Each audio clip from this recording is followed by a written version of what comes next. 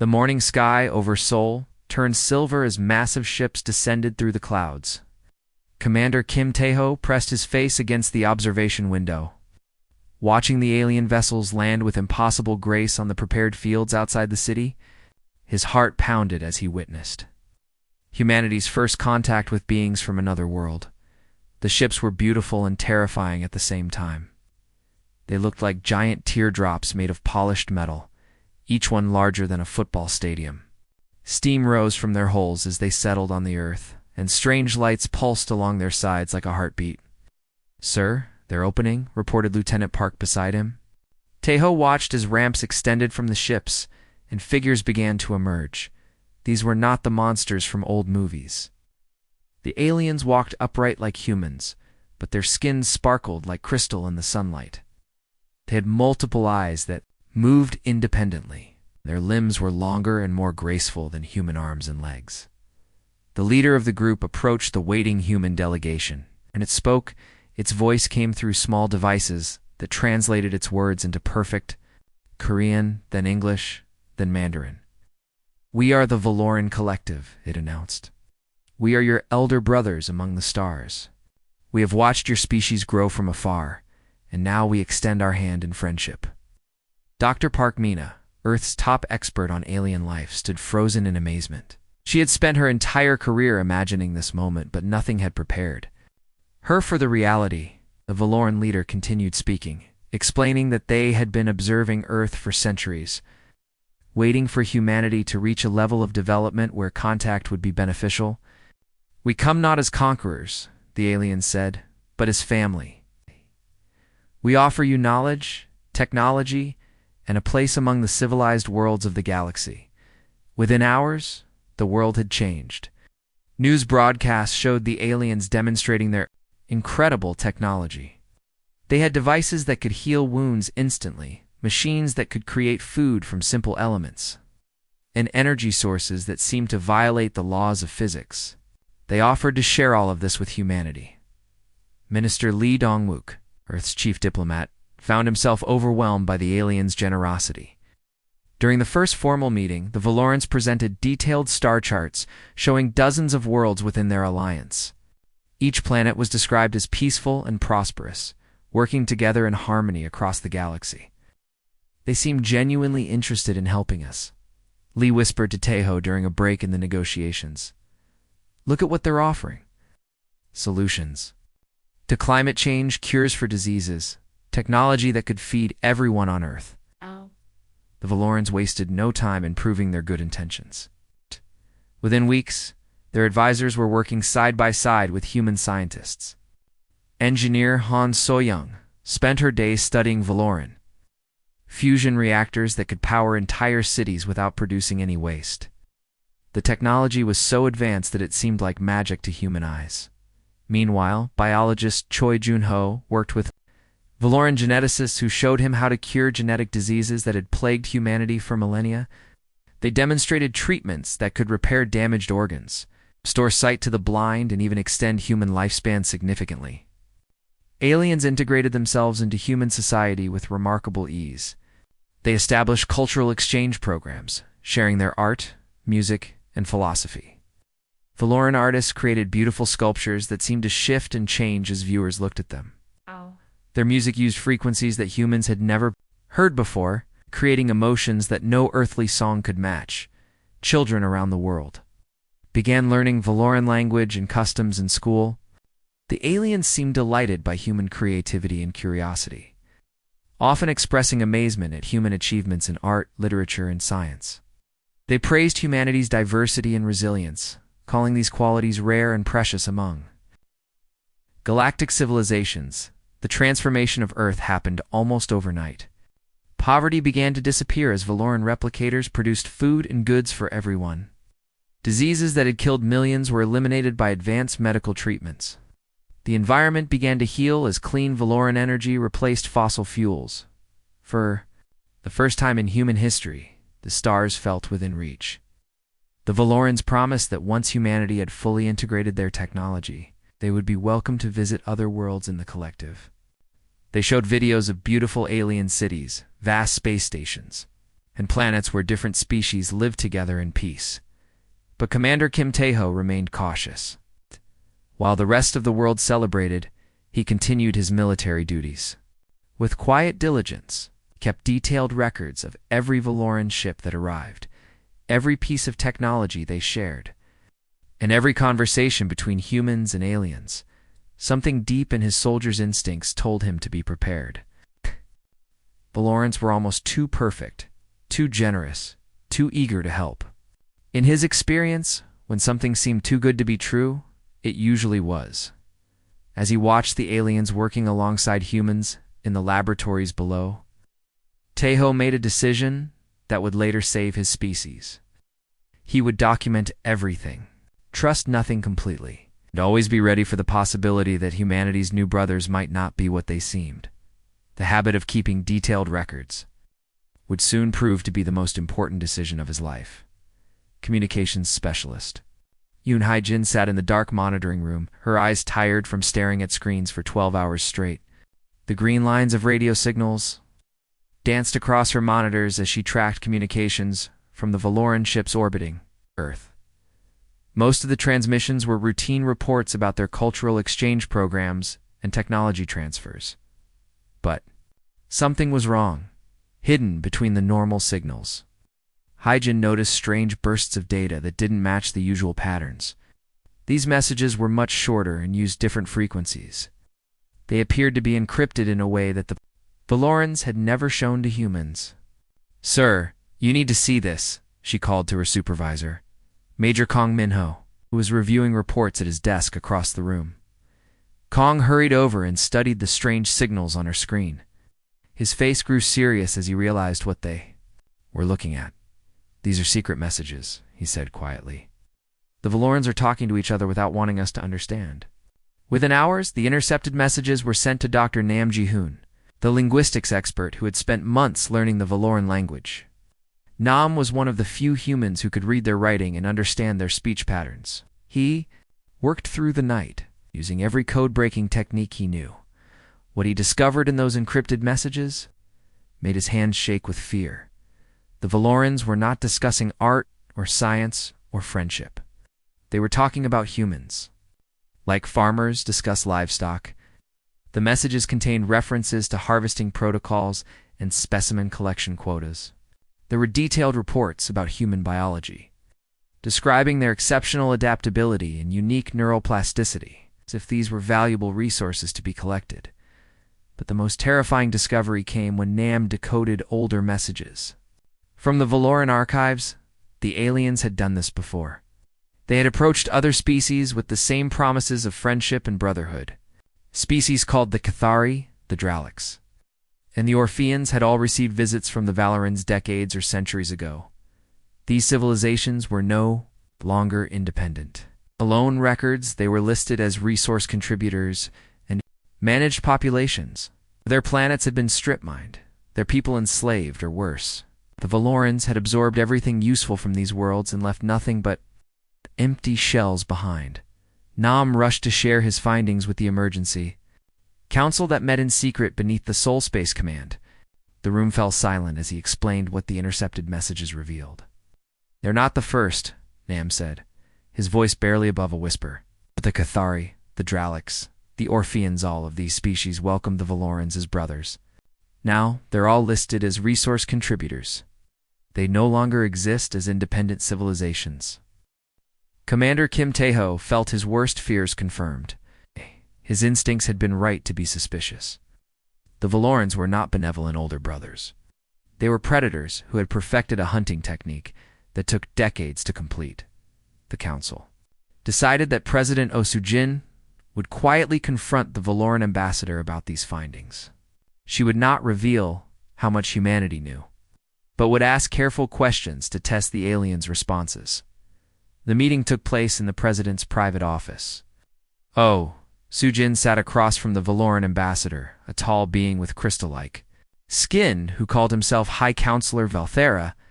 She showed him printouts of some of the intercepted messages, asking if he could help explain what they meant.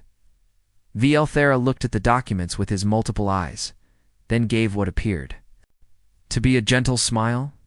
President. Oh, these are clearly translation errors, he said smoothly. Our language is very complex, and your computers must have misunderstood some of our technical terms. We would be happy to provide better translation software, ambassadors. Explanation sounded reasonable, but something in his tone made the president's skin crawl. She thanked him politely and ended the meeting. But she knew he was lying. 2 days later, President Osujin collapsed in her office. The doctors said it was a massive heart attack, very sudden and unexpected for someone her age. She died within minutes, unable to tell anyone what she had learned. That same week, Dr. Nam Ji-hoon's research facility suffered a terrible accident. A gas leak caused an explosion that killed 3 researchers and destroyed most of the linguistic data about the Valoran language. Nam himself survived only because he had been working late in a different building. But years of research were lost. Commander Kim Tae-ho stared at the reports of these accidents and felt cold anger building in his chest. The timing was too convenient.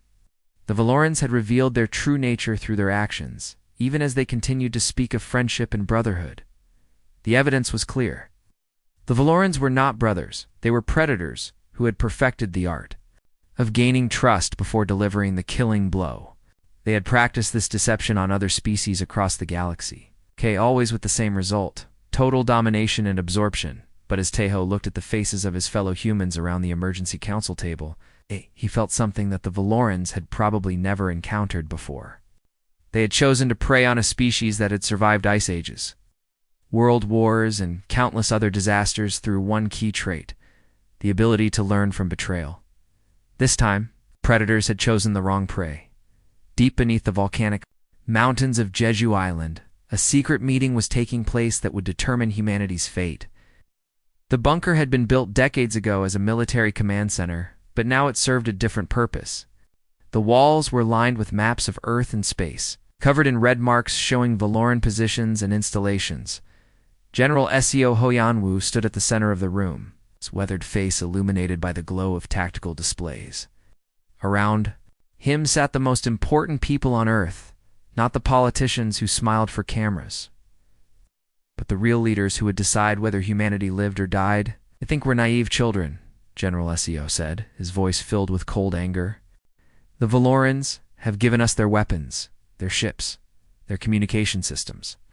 They believe we're too primitive to understand how to use these gifts against them." Dr. Lim Yoon-ji, a brilliant scientist who had been secretly studying Valoran technology, spread her research across the table.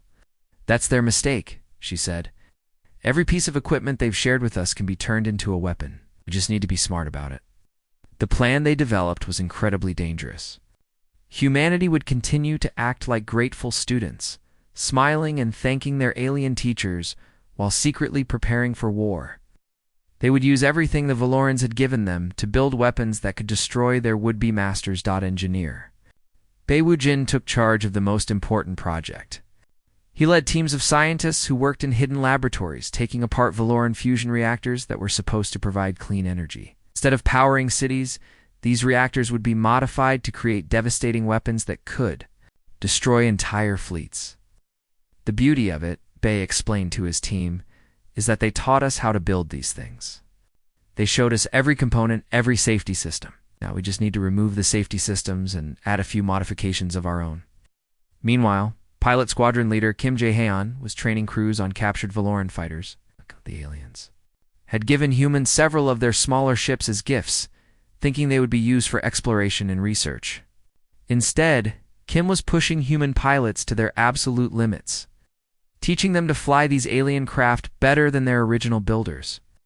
"Human reflexes are faster than theirs," Kim told his pilots during a secret training session. "They're used to slow, careful movements. We can be wild and unpredictable. That's our advantage."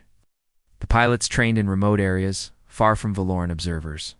They learned to push the alien ships beyond their normal limits, discovering that human creativity could find ways to make the vessels perform feats their designers never intended. Cyber warfare specialist Young Hyreem worked on perhaps the most crucial part of the plan. She used Valoran computer systems to infiltrate their own networks, like a virus hiding inside a healthy cell. The aliens had shared their technology freely, never imagining that humans would use it to spy on them. They're incredibly advanced. Yang explained to her team, but they're also overconfident. They never considered that we might be clever enough to turn their own systems against them. The most important discovery came from Dr. Shin Vijin, who had been studying Valoran biology. She found that the aliens' crystalline skin, which made them look so beautiful and alien, was actually a fatal weakness. Their bodies were vulnerable to specific sound frequencies that could shatter their internal structure. It's like hitting a wine glass with the right musical note, Dr. Shin explained. If we can generate the correct sonic frequency, we can literally break them apart from the inside. Human scientists began developing weapons that could produce these deadly sound waves. They built devices that looked like simple speakers, but could kill Valorans instantly. The aliens would never suspect that humanity's primitive. Audio technology could be turned into a weapon of mass destruction. The hardest part of the entire plan was the acting. Ambassador Moon Kung-ho had to continue meeting with Valoran leaders, smiling and expressing gratitude while secretly feeding them false information, told them lies about Earth's military capabilities and resource locations, making humanity seem even weaker and more vulnerable than they appeared. Every day. Have to look into their eyes and thank them for their gifts, Moon confided to General SEO. I have to praise their wisdom while knowing they plan to enslave us all. It's the most difficult thing I've ever done. But Moon was perfect for the role. He'd been a professional diplomat for decades, skilled at hiding his true thoughts behind a pleasant smile. He convinced the Valorans that humanity was completely dependent on their technology and guidance, making them even more overconfident. For 6 months, this deadly charade continued. Human workers installed Valoran equipment in cities around the world, but secretly modified each device to serve as a weapon when the time came. Human students attended Valoran schools, learning their language and customs while actually gathering intelligence about their weaknesses. The Valorans never suspected that their primitive brothers were planning anything more complex than a celebration dinner. They continued to treat humans like children, never imagining that these same humans were about to teach them a lesson, in betrayal that would echo across the galaxy. As the months passed, humanity's secret preparations neared completion. Soon, the predators would discover that they had chosen the wrong prey. The attack began at exactly 9:47 a.m. on a Tuesday morning that had started like any other. People were drinking coffee, children were going to school, and the world was going about its normal business when the sky suddenly filled with massive alien warships. The Valoran vessels appeared out of nowhere, their cloaking technology failing as they prepared to strike. Dozens of their warships surrounded Earth's major cities: Seoul, New York, London, Tokyo, and Moscow. The ships were no longer the peaceful silver teardrops that had first arrived months ago. Now they bristled with weapons and their hulls glowed with an angry red light at the same time. Hidden bases that the Valorans had secretly built during their friendship period opened across the globe. Alien ground forces poured out of these concealed locations, their weapons ready and their crystalline faces showing no mercy. The beings who had once spoken of brotherhood now looked at humans with cold, calculating eyes. The voice of the Valoran High Commander echoed across every communication channel on Earth. Television broadcasts were interrupted. Radio stations went silent, and even personal phones received the same terrifying message. The integration phase is complete, the alien leader announced. Humanity will now serve the collective. Your species has been evaluated and found suitable for our purposes. Resistance is futile and will only cause unnecessary suffering. The Valorans had made a fatal mistake. Expected to find a helpless, trusting species that would surrender without a fight. Instead, they found a trap that had been 6 months in the making. Admiral Kim Tae-ho stood on the bridge of the hidden battleship Seoul's Revenge, watching the alien fleet through his view screen. The massive human vessel had been built in secret, using stolen Valoran technology, but enhanced with human innovations that made it far more dangerous than anything the aliens had ever created. All units, this is command. Tae-ho spoke into his communicator, his voice calm and steady. Operation Broken Trust is now active. Show them what happens when you betray humanity. The sky above Earth erupted into chaos as human ships emerged. From their hiding places, they came from asteroid bases in the solar system's outer reaches, from hidden installations on the moon, and from underground bunkers that had been disguised as research facilities. Each vessel was built using Valoran technology, but improved with human creativity and desperation. The aliens found themselves facing an enemy they had never expected. Their superior vessels were suddenly outgunned and outmaneuvered by human pilots who had studied every technical specification the Valorans had freely shared during their months of fake friendship. Captain Valise Su Young led her squadron of fighters in a devastating attack on the Valoran flagship. Her ships were equipped with sonic weapons that Dr. Shin the Gene had developed, devices that could produce the exact frequency needed to shatter the aliens' crystalline biology. "This is for all the species you've enslaved," Lee transmitted as her weapons fired. The sound waves hit the Valoran flagship and tore through its hull like it was made of glass. The massive alien vessel began to break apart, its beautiful crystalline structure becoming its fatal weakness. On the ground, the Valoran invasion forces discovered that their carefully planned attack routes led directly into kill zones prepared by Colonel Park Jun-Soo's special forces. The aliens had shared their tactical planning with human military advisors, never suspecting that these same humans were using that information to prepare the perfect ambush. Human soldiers emerged from hidden positions, their weapons modified with Valoran technology, but designed to exploit every weakness the aliens had accidentally revealed. The sonic weapons worked even better on the ground, where the sound waves could be focused and amplified to deadly effect. Meanwhile, Yang Hyreem's cyber warfare team launched their most devastating attack.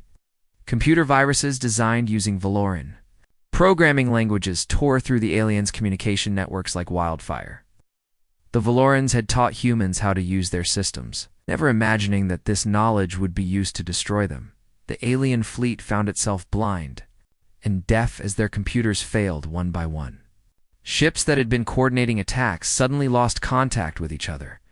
Ground forces that had been receiving orders from orbit found themselves cut off and alone. The battle that the Valorans had expected to last minutes stretched into hours. Their superior technology meant nothing when faced with human determination and cleverness. Every advantage they thought they possessed had been turned against them by a species they had underestimated. By noon, the Valoran flagship was nothing but drifting wreckage. By afternoon, their ground forces were in full retreat, desperately trying to reach their remaining ships. The aliens who had planned to enslave humanity found themselves fighting for their lives against weapons built from their own technology. The battle lasted exactly 6 hours. When it ended, the Valoran fleet was scattered wreckage floating in Earth's orbit, and their surviving forces were fleeing into deep space. The species that had destroyed dozens of civilizations had been defeated by the very beings they had tried to deceive. Admiral Kim Taho watched the last Valoran ships disappear into hyperspace, their engines straining to escape the system as quickly as possible. The Predators had learned a harsh lesson about choosing the wrong prey. Earth had survived its first test as a galactic power, but Taho knew this was only the beginning. Now humanity would have to decide what to do with their hard-won freedom. The smoke was still rising from the ruins of the Valoran embassy when Valora Kim Taho walked through the rubble-filled streets of Seoul. Glass crunched under his boots as he surveyed the damage from the failed invasion. The beautiful crystalline structures that the aliens had built during their months of deception lay shattered like broken mirrors, reflecting the gray sky above. Taho paused at what had once been the embassy's main hall, where human diplomats had shaken hands with alien ambassadors and spoken of friendship between the stars. Now it was nothing but twisted metal and glittering debris.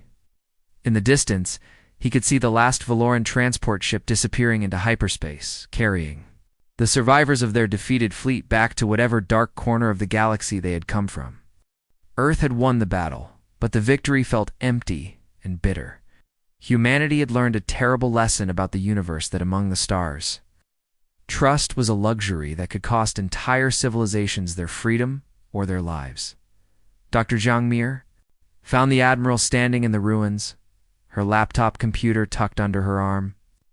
She had spent the past week analyzing the massive databases that human forces had captured from the Valoran ships. Her face was pale and her eyes were red from lack of sleep, but her voice was steady as she made her report. "There are dozens of enslaved species out there," she said quietly. "The Cathari, the Dralics, the Orpheans all. The civilizations we found mentioned in their records. They're all still alive, but they're being harvested. Their worlds have been turned into resource extraction camps, and their people are being used as laborers, or worse." Tejo felt a cold anger building in his chest as he listened to her words. The Valorans had not simply tried to conquer Earth, they had been systematically destroying entire civilizations for centuries, maybe millennia. Each species had probably welcomed them as brothers, just as humanity had initially done. The decision about what to do next was made in a meeting that lasted less than an hour. Representatives from every major government on Earth gathered in the underground bunker beneath Jeju Island, the same place where they had planned their resistance against the Valoran invasion.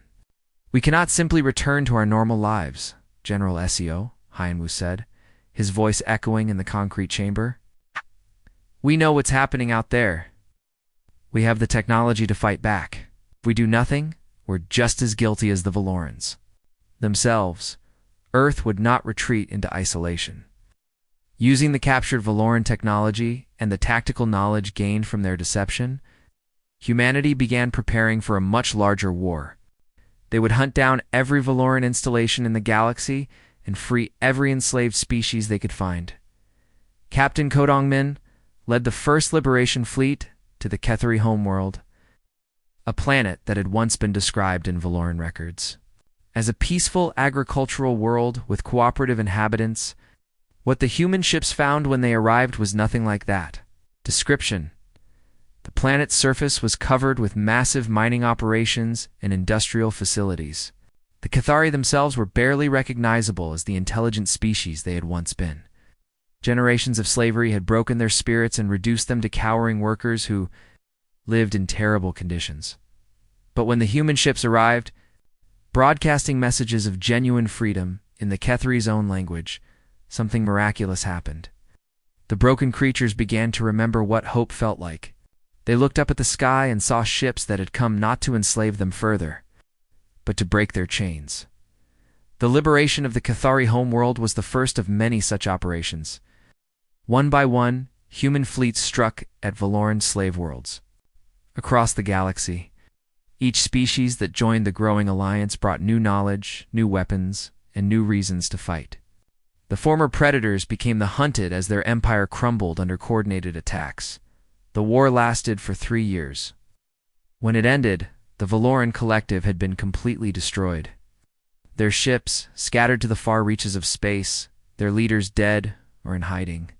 The species that had terrorized the galaxy for so long was no longer a threat to anyone. Years later, Ambassador Moon Kyung-ho stood before the Galactic Liberation Council in a massive space station that orbited a neutral world. Behind him, the flags of 47 free species flew proudly, each one representing a civilization that had been rescued from Valoran slavery. "The Valorans claimed to be our brothers," Moon said, his voice carrying across the assembly to representatives of dozens of different species. "But we learned that true brotherhood cannot be built on lies and deception. It requires trust that is earned through actions, not words." The council chamber was filled with beings of all shapes and sizes, crystalline creatures like the Cathari, energy beings from gas giant planets, and countless others that humanity had never imagined could exist.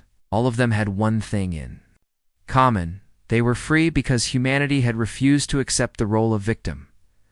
Earth's message echoed across the galaxy through quantum communication networks that reached every inhabited world. It faced betrayal and emerged stronger. Any species that sought to prey upon others would find that humanity remembered every lesson learned in darkness. The age of false brothers was over. The age of verified allies had begun, built on a foundation of proven trust and mutual respect.